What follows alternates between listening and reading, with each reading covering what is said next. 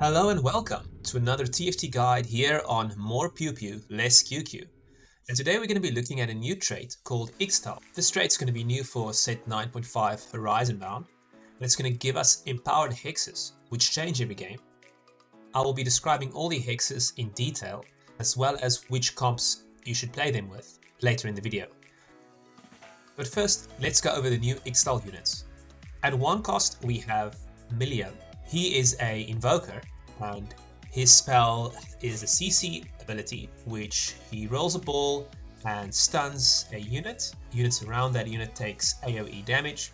This is not very good early game, but it can be pretty strong in the late game, where one unit on the enemy team is trying to clutch the fight, and you just stun it and you're able to take it down. At 2 cost we have Kiana. This is a rogue slayer, and she works similar to Kiana from the old sets, where she will dash to a unit close to her and try to stun all the units in a straight line. Her spell will also deal physical damage to those units. At 3 cost we have Nico, and Nico is a support tank. She's a Bastion, and Nico will jump to the enemy she's targeting, dealing magic damage to it, as well as units within 2 hexes of the unit she's targeting. Nico is a pretty strong tank, but I wouldn't itemize her as my primary tank unless you get a 3-star. With Ixtal comes the elemental hexes. So these will appear in the same position, and it'll be the same element for each player in the lobby. There are 6 different elemental hexes. Depending on what hexes is will determine what comp we want to play Ixtal in, and it's going to be important when we discuss the early game as well as the mid game. After I cover the openers, the mid game and end game boards, I will cover the elemental hexes in detail and tell you which ones fit with the rogue line and which ones fit with the Bastion and Invoker lines. How we're going to be using Ixtal is not by re-rolling for the units, except in very specific cases. For the most part, Ixtal is going to be supporting our main units, which are either going to be rogues or bastions. Here we have an example of the rogue board at 7. You'll notice that we're playing all 4 rogues, unless we get a rogue heart, then we can drop graves.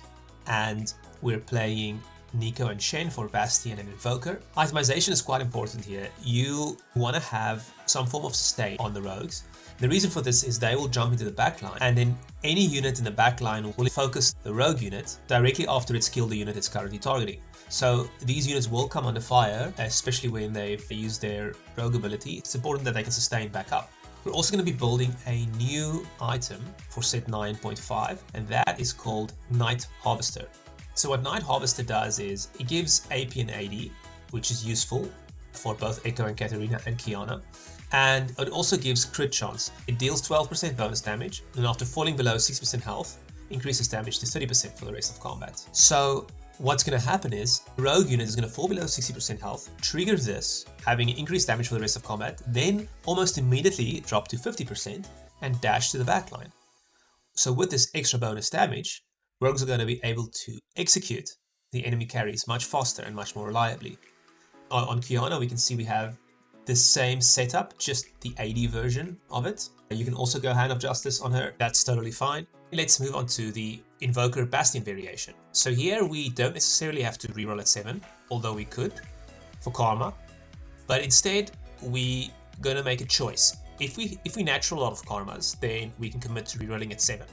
Or we can play level 8 and play around 4 Bastion, 4 Invokers, especially if we get dropped a spat. It's just going to depend on what you get in the game, what your augments are, and if you get any Invoker or Bastion hearts or crests.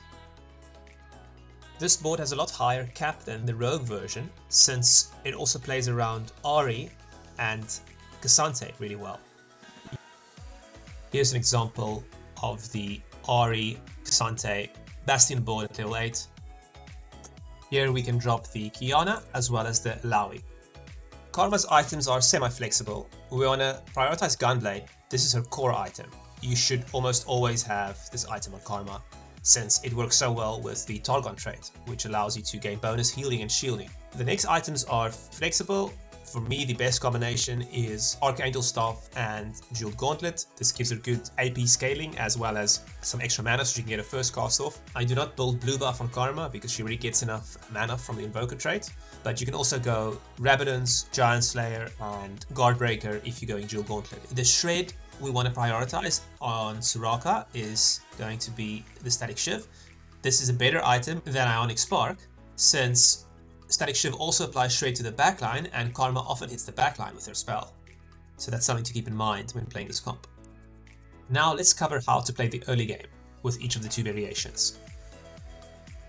The best early game openers for Ixtal comps are going to revolve around hitting either Bastions or Rogues in your first shops or loot drops. Here is an example of the Rogue board.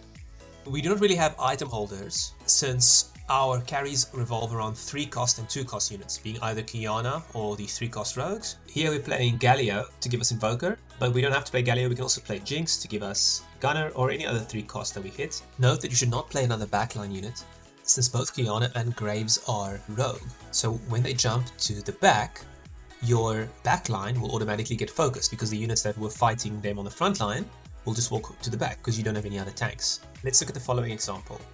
Here we have our 2 rogues in the front line and Jinx and Melio in the back line. This should be okay, right? It's a balanced front line and a balanced back line, but in fact it's not, because as soon as our rogues proc their rogue ability, they will dash to the back towards Malzahar, and the enemy casted front line can just march up on our ranged carries and kill them. We're typically gonna roll down until we hit the following board at level 6, which would be our 4 rogues plus our 3 Ixtal units. Here is a sample level 6 board where we end up rolling 20 to 30 gold at 6, and we managed to find a Echo 2-star, as well as 2-starring our 1 cost units, so 2 cost units. In this case, we just want to play the items on Echo, our carry items, and we're going to put auxiliary items like Ionic Spark on the Katarina, since we're going to be 3-iteming the Echo first. The 4 rogue board is very strong at level 6. You don't even have to have a 2-star 3 cost. If we instead itemize the Kiana, if we get her 2 cost, it's also good enough to carry you all the way to level 7, where you will start to reroll for your 3 cost units. If you natural a lot of Kianas, you can stay on the level 6 board and just reroll for this comp. Don't worry about 3-starring Melio. I wouldn't pick up extra copies of her, but all the other units are 3-starable, and I would prioritize them at level 6 at least, as Kiana first, then Echo, then Katarina, and then Graves. If we do go level 7, of course we just add in the Shen, and this is the final level 7 board that will stay on and reroll for our 3 cost carries, as well as Kiana.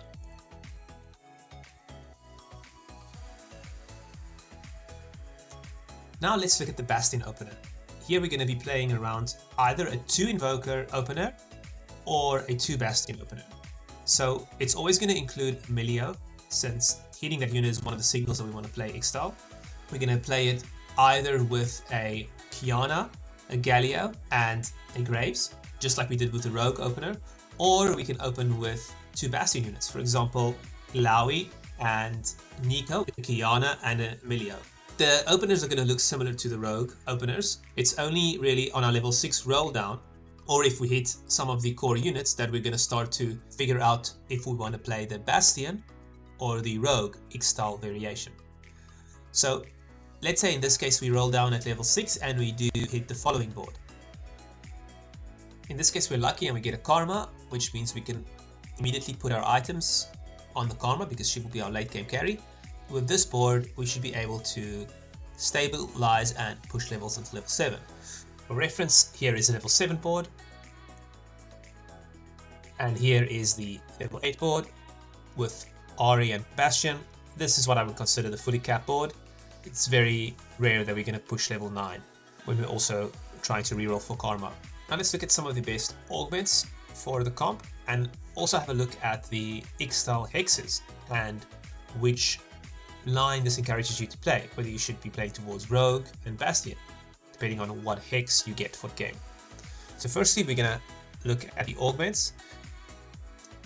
When deciding to play this comp, hitting one of the following augments on stage 2-1 is going to go a long way in giving us direction. We want to look to either hit Bastion Heart Crystal Crown, Invoker Heart Crystal Crown, Ixtal Heart or Crest, as well as Rejuvenating Flames, which is a new augment in set 9.5, which says that allies heal for 10% of their max health every 5 seconds.